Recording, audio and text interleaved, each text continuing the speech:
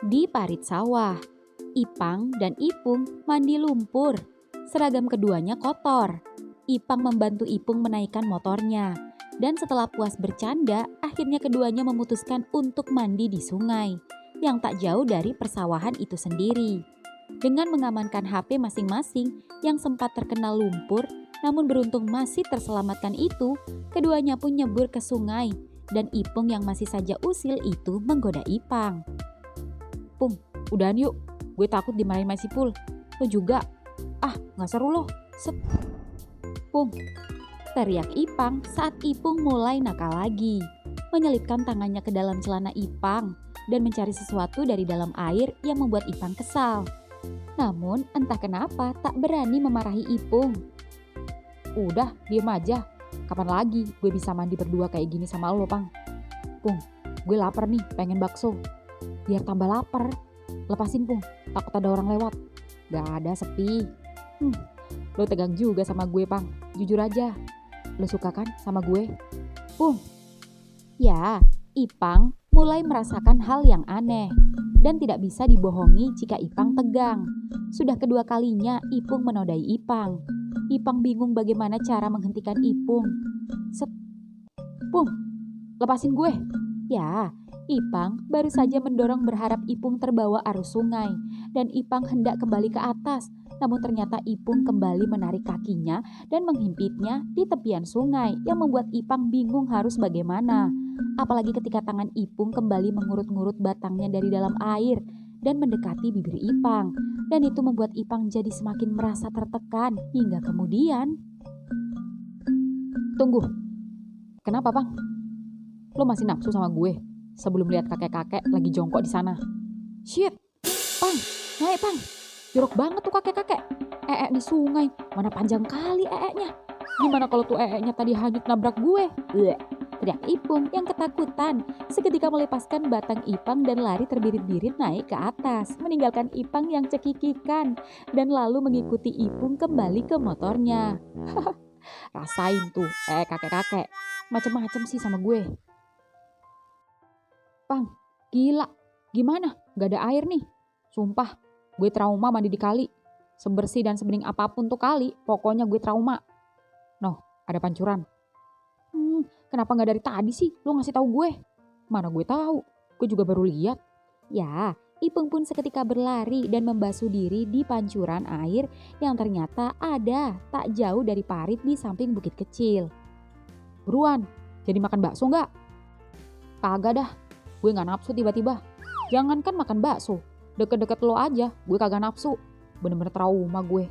Mending kita langsung balik ke rumah masing-masing deh, ganti seragam." "Ya udah, gue juga gak enak lama-lama ninggalin toko. Gue mau naik ojek aja, lo bawa aja motor gue ke bengkel sama cuci motor samping Indomaret." "Ya udah." Ya, Ipung pun dibonceng Ipang berhenti di pinggir jalan raya dan memesan ojek. Dan begitu dapat, Ipung pun langsung pulang. Begitu juga sebaliknya, Ipang pun pulang ke rumahnya dan buru-buru kembali ke toko. Malam hari kemudian, ya malam ini Mas Rocky sedang menunggu Riko datang untuk menjemputnya. Ya, malam ini Mas Rocky meminta tolong Riko untuk menemaninya jalan-jalan sembari mencari celana pendek untuk jualan. Dan tak lama kemudian, yang ditunggu-tunggu akhirnya datang juga. Dengan memakai celana pendek jeans dengan memakai hoodie berwarna hitam, adik angkat Mas Rocky itu terlihat keren. "Assalamualaikum." "Waalaikumsalam. Wih, gantengnya adikku." "Pak, Bu, ini loh, Riko datang." "Pak, Bu," sapa Riko dan menyalami keduanya. Nak Riko, duduk dulu, mau bapak buatin teh?" "Gak usah Pak, kita langsung aja." "Kok bentar ya, Mas ganti baju dulu. Tadi habis nangkep ayam soalnya buat jualan." "Iya Mas." "Bapak mau kemana?" "Biasa nyari sayur ke pasar, besok buat jualan Rocky. Kalau ayam kan ada langganan datang sendiri diantar. Kalau yang lain-lain ya bapak sama ibu ke pasar." "Oh iya Pak." "Pak, Nak Riko bener-bener persis Ricky ya Pak?" "Iya Bu, berasa lihat anak sendiri." "Kamu tahu Nak, jangan bilang-bilang sama Rocky ya. Ibu makasih banget sama kamu yang udah deket dan mau bantuin Rocky. Apalagi Rocky bilang kamu sudah dianggap adiknya sendiri. Itu berarti kamu juga sudah ibu anggap anak ibu sendiri. Dan kamu tahu nak, jika setelah kepergian Ricky, Rocky baru bisa seceria ini ketika dekat sama kamu. Karena setelah kepergian adiknya, Rocky sempat linglung beberapa bulan. Stres karena kehilangan adik kesayangannya. Keduanya sangat dekat. Itulah kenapa Rocky sempat linglung dan mengurung diri. Hingga akhirnya ia sembuh dan bisa menerima kepergian adiknya. Namun itu masih belum merubah Rocky yang seceria dulu. Tapi begitu bertemu kamu nak, kamu bisa mengembalikan Rocky yang dulu, yang ceria. Makasih ya nak. Iya Bu, sama-sama. Saya juga bersyukur ketemu Mas Rocky. Mas Rocky baik sama saya. Saya seperti punya kakak sendiri dan seperti punya keluarga baru. Mulai sekarang, kalau butuh apa-apa, jangan sungkan-sungkan ya. Kata Rocky, kamu tinggal sendiri. Iya Bu, kamu jangan merasa sendiri. Kita di sini keluarga ya nak. Iya Bu, makasih. Yuk Bu, ke pasar. Nak, Ibu tinggal ke pasar dulu ya nak. Iya Bu. Ki, Bapak berangkat. Ingat kunci pintu. Ya Pak. Ya, Riko tak menyangka jika Mas Rocky sempat mengalami stres berat akibat kepergian adiknya. Pantas saja begitu Mas Rocky melihatnya, Mas Rocky terlihat welcome pada Riko dan langsung akrab. Riko juga merasa senang karena Pak Munir dan istrinya kini mau menerima Riko seperti keluarga sendiri. Ya, tak lama kemudian Mas Rocky pun keluar kamar. Goh, yuk. Lama amat Mas. Tadi nyari parfum kemana ternyata lupa naruhnya. Ya udah, kita kemana? Di mana ya kok nyari outfit kayak kamu? Kok tak lihat-lihat style kamu bagus banget. Beli di mana kok? Mas mau cari celana pendek pakai jualan juga. Celana yang kayak kamu pakai ini beli di mana kok? Pasti mahal ya, di mall. Enggak Mas, ini beli sama anak-anak pas jalan di pasar malam yang dekat lampu merah. Oh, di sana. Mas gak pernah jalan ke sana. Di sana juga bagus-bagus kok Mas. Bagus gak harus mahal, tapi yang penting bahan dan kualitasnya juga bagus. Ya udah, Mas antarin ke sana ya. Siap. Ya, Riko pun mengantar Mas Rocky menuju pasar malam. Dan tak lama kemudian sampai. Ya, suasana begitu ramai. Riko mengantar Mas Rocky masuk ke dalam pasar ke lapak jualan baju langganannya. Dan begitu sampai, penjualnya menyapa. Kok lama gak nongol? Iya bang, ini nganter temen beli celana. Boleh. Mau nyari model apaan? Nih, banyak model terbaru. Yang kayak Riko pakai ini, ada nggak bang? Kalau yang sama persis, stoknya habis. Tapi kalau modelnya ada, nih, kayak gini. Ah, iya bang. Berapa bang? 200 aja, buat lo dah. Gak bisa kurang bang. Ya udah, 180 dah pasnya. Gak bisa, gini aja, 300, ucap Riko membantu menawar. Ya kagak dapet untung gue kok, lo bandingin deh sama lapak sebelah, dijamin punya gue paling murah. Ye bang, langganan baru, nanti kalau cocok bisa balik lagi. Ah lo kok, ya udah deh, untung tipis gue kasih dah buat langganan baru. Warna apa nih? Warna hitam sama biru bang. Nih coba dulu, di mana cobanya? Langsung pakai aja, kan cowok. Oh iya, ya Mas Rocky pun mencoba celananya dan ternyata pas. Dan Mas Rocky suka. Gimana? Pas? Pas bang, saya ambil ini. Siap. Kalau ini harga pas bang? Iya, kalau yang itu harga net. Udah ada harga 50.000 pas.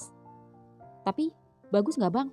Bagus, lihat aja bahannya, adem.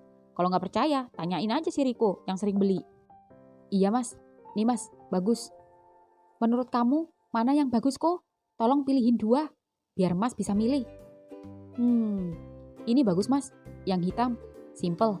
Tapi yang merah ini motifnya juga keren mas, rame tapi gak kampungan. Sama-sama bagus, tergantung selera mas sih. Kalau menurut kamu, di antara kedua ini mana yang paling bagus? Kalau gue sih suka yang hitam, cocok buat karakter mas yang simple dan kalem. Ya udah, mas pilih ini, dan yang merah buat kamu. Hah? Mas beliin gue? Iya, buat kamu, biar semangat bantuin mas jualan. Alhamdulillah, makasih mas. Ya, Mas Rocky pun membayar dan setelah itu kembali ke parkiran. Kemana lagi mas? Kamu mau makan apa kok? Mas lapar nih. Terserah Mas aja. Gimana kalau kita nongkrong di Indomaret lagi? Mas pengen nasi goreng? Pengen nyoba mie gorengnya? Ya sudah, ayo. Di Alfa sendiri, sebentar lagi waktunya tutup toko. Ipung sudah tak tahan lagi karena perutnya keroncongan. Ya, setelah kejadian tadi di sungai, Ipung jadi enek dan mual terus. Kejadian mandi di sungai bersama Ipang tadi benar-benar membuatnya trauma. Ipung tak mau lagi mandi di sungai sekalipun sungai itu jernih. Dan ketika Ipung hendak bersiap tutup, ada Ihsan dan customer lain yang masuk ke dalam toko. Bung, kopi masih? Mau beliin Bang Irwan? Baru aja mau beres-beres. Mau kopi apa? Americano sama kopi latte. Oke. Habis ini, kamu mau langsung pulang, Pung? Aku masih nemenin Bang Irwan jaga. Atau kamu mau nginep lagi di rumah Ipang? Cie. Pulang kayaknya deh. Soalnya ada teman si Ipang, musuh gue yang dulu hampir mau nyerang gue. Dia mau nginep di rumah Ipang. Paling besok lagi. Tapi malam ini gue mau nongkrong bentar di Indo. Mau nunggu tukang nasgor lewat. Gue lapar. Kemarin gue gak sempat makan nasgor gara-gara kesel ada musuh gue. Ngapain kamu cemburu? Emang musuh kamu gay? Ya enggak, tapi gue gak suka aja lihat dia terlalu deket sama Ipang. Cie, posesif. Di Indomaret sendiri, Ipang saat ini sedang laporan untuk pergantian shift. Dan ketika ia sedang laporan, HP-nya bunyi, tanda pesan masuk. Ternyata dari Ipung. Ipang pun membuka pesan Ipung. Lagi ngapain sayang? Kok belum keluar? Seketika melihat pesan Ipung padanya itu membuat Ipang tersenyum. Entah kenapa, meski kesal dan masih belum sepenuhnya dekat dengan Ipung, namun Ipang sudah mulai terbiasa dengan sikap Ipung yang charper itu. Menghindari pun rasanya tak mungkin bisa. Selain Ipung tak mudah menyerah, lagi-lagi Ipang memikirkan adiknya. Tapi ini tidak boleh dibiarkan terus-menerus. Takut-takut lambat laun jika Ipe tahu, Ipe kecewa. Di rumah Dinda sendiri, Dinda baru saja sholat Isya. Dan rencananya setelah sholat Isya, Dinda akan membelikan ibunya martabak kesukaannya untuk cemilan malam ini. Dan ketika ia selesai sholat, dari dalam kamar depannya, ia mendengar suara motor yang datang. Assalamualaikum. Waalaikumsalam. Nak Dendi, ayo duduk. Makasih Tante. Ini ada martabak buat Tante. Wah, repot-repot aja. Makasih ya. Sama-sama. Dindanya ada teh? Ada, lagi sholat. Din. Seketika Dinda membuka pintu kamarnya dan menghampiri Dendi di ruang tamu. Dan baru kali ini, Dendi melihat Dinda tanpa memakai seragam Alfa. Dengan balutan kaos lengan panjang hitam yang menampakkan tubuh mungilnya. Ditambah dengan rok panjang batik sungguh membuat Dinda terlihat anggun dan membuat Dendi terpesona. Den, tumben, ada apa? Oh, gak ada sih, cuma main aja. Kebetulan tadi habis nganter adik les di depan jalan raya sini. Oh gitu. Nih, Nak Dendi tehnya. Ayo diminum. Makasih Tante. Baru aja Dinda mau tak suruh beli martabak. Ada Nak Dendi bawa martabak. Rezeki. Minum Den. Iya Din. Ya, baru saja Dendi menyeruput tehnya. Dari luar terdengar suara mobil yang masuk di halaman rumah Dinda. Dan begitu pintu mobil itu terbuka. Tio? Tio siapa Din? Tio teman sekolahmu dulu? Iya Bu. Tio? Sapa Dinda yang sumringah yang membuat Dendi seketika menoleh. Dek, sesosok pria tampan, tinggi dan gagah memakai kemeja batik datang menghampiri Dinda. Assalamualaikum, Din, Bu. Waalaikumsalam. Nak Tio, lama gak kesini ya? Iya Bu, maklum sibuk pelatihan. Ayo duduk. Oh iya, ini kenalin teman kerjanya Dinda. Dendi, Tio. Ya, Tio pun duduk di samping Dendi yang jujur sedikit insecure pada cowok di sebelahnya ini. Pikiran Dendi kemana-mana. Kerja di mana Mas? Tanya Dendi pada Tio. Di sini Mas, di Polsek. Oh, jadi Nak Tio sekarang jadi polisi. Jadi yang dimaksud pelatihan itu polisi toh. Pantas gak pernah kesini. Iya Bu, karena udah kangen main sama kangen Dinda dan kebetulan dapat tugas di sini, makanya pas ada kesempatan Tio nyempetin main. ucap Tio melirik Dinda. Namun entah kenapa Dinda malah melempar pandangannya pada Dendi. Dek, Dendi merunduk. Seketika rasa insecure Dendi semakin besar. Apalagi saat mendengar jika cowok ini kangen sama Dinda. Sudah pasti dari tatapan matanya sebagai sesama lelaki, Dendi dapat merasakan apa yang dirasakan Tio pada Dinda. Oh begitu, alhamdulillah ibu jadi bangga. Nak Tio sudah sukses. Mudah-mudahan kalau sukses gak sombong dan gak lupa sama teman-temannya. Enggak lah bu, saya gak mungkin sombong. Apalagi ngelupain teman-teman. Apalagi sama Dinda.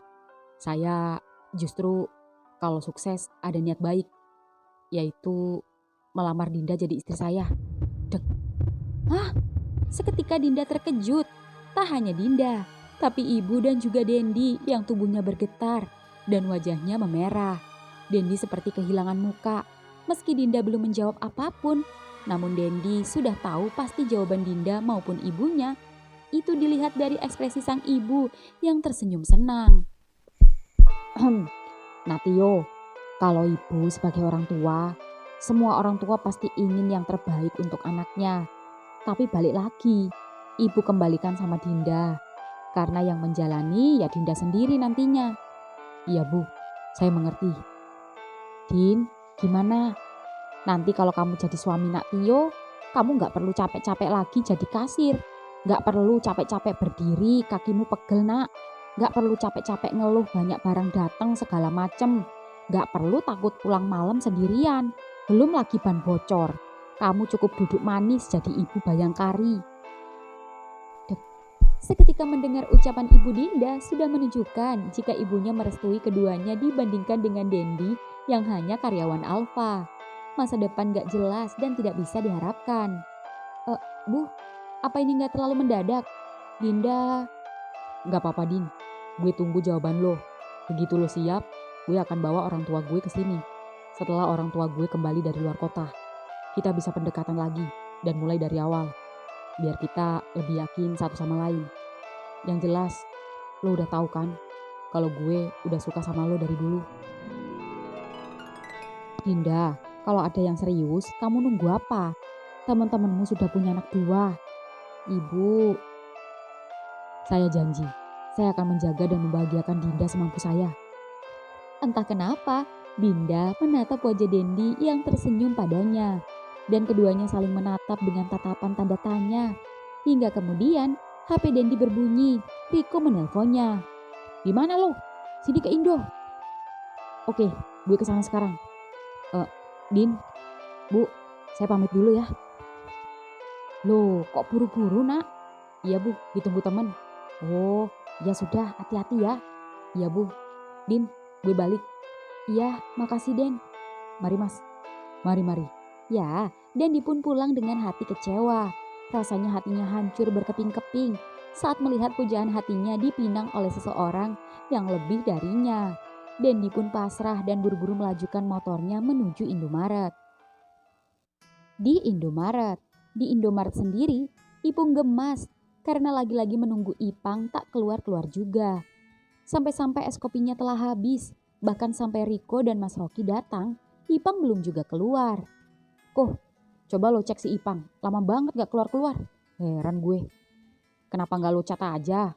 Udah, gak dibales. Ya udah bentar, sekalian gue mau kencing. Koh, sekalian beli air mineral, ini duitnya. Udah Riko aja. Ya, begitu Riko masuk ke dalam toko, tukang nasi goreng pun datang. Mas Rocky pun memesan. Tak hanya Mas Rocky, Ihsan dan Bang Irwan menyeberang dan juga memesan. Bang, sapa Mas Rocky pada Bang Irwan dan Bang Irwan tersenyum. Pung, udah pesan belum? Tanya Ihsan. Belum, nunggu Ipang. Pesan aja Pung, daripada kecewa kayak kemarenan. Ntar udah lama nunggu, kecewa.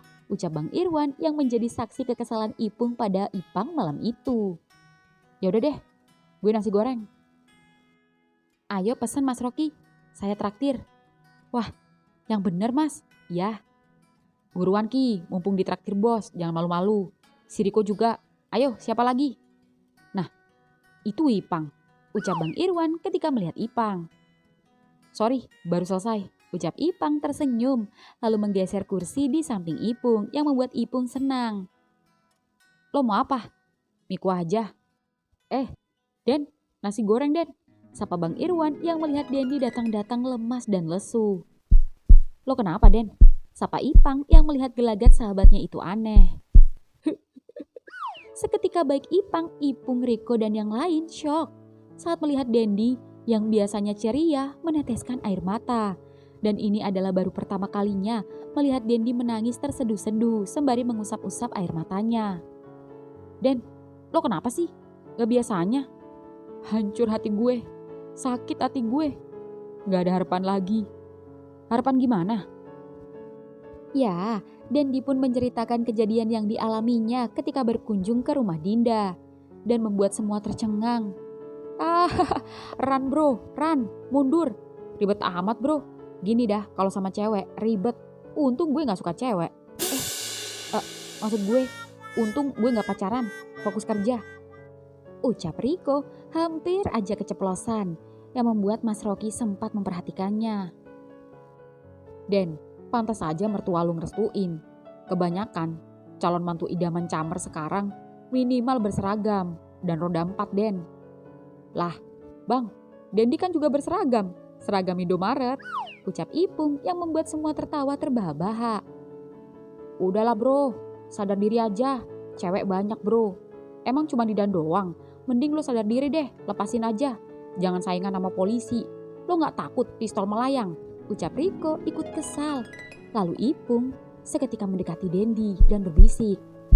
Kalau lo trauma dan kecewa sama cewek, mending lo gabung sama kita, ya gak ku? Yoi. Seketika semua mentertawakan Dendi, kecuali Ipang dan Mas Rocky yang justru prihatin dengan keadaan Dendi. Dendi, sorry, gue mau nanya serius sama lo. Apa reaksi Dinda begitu polisi itu melamarnya? Kaget juga, dia juga gak nyangka. Dengar-dengar mereka teman sekolah yang sempat lost kontak karena tuh cowok pelatihan. Dinda juga sempat bilang kalau ini terlalu mendadak dan tidak siap. Itu berarti selama ini mereka gak ada atau belum ada apa-apa. Dan jika dilihat dari reaksi Dinda, Dinda belum benar-benar suka atau bahkan cinta bro. Masih ada kesempatan mengambil hatinya. Pang, kayak lo pernah punya cewek aja, sok tahu. Gimana cara ngambil hatinya Pang? Dengan apa mengambil hati Dinda sama ibunya? Pakai mesin kasir? Dah lah bro, mundur. Riko, tapi zaman sekarang kayak gak tahu aja. Lihat di berita-berita, anak-anak pejabat, orang-orang yang berpangkat, semua aneh-aneh, selalu bermasalah. Banyak yang ketangkep, banyak kasusnya.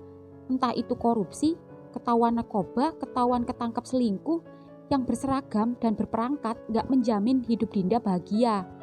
Ya meski gak bisa dipukul rata, ucap Mas Rocky menyemangati dan mendukung Dendi.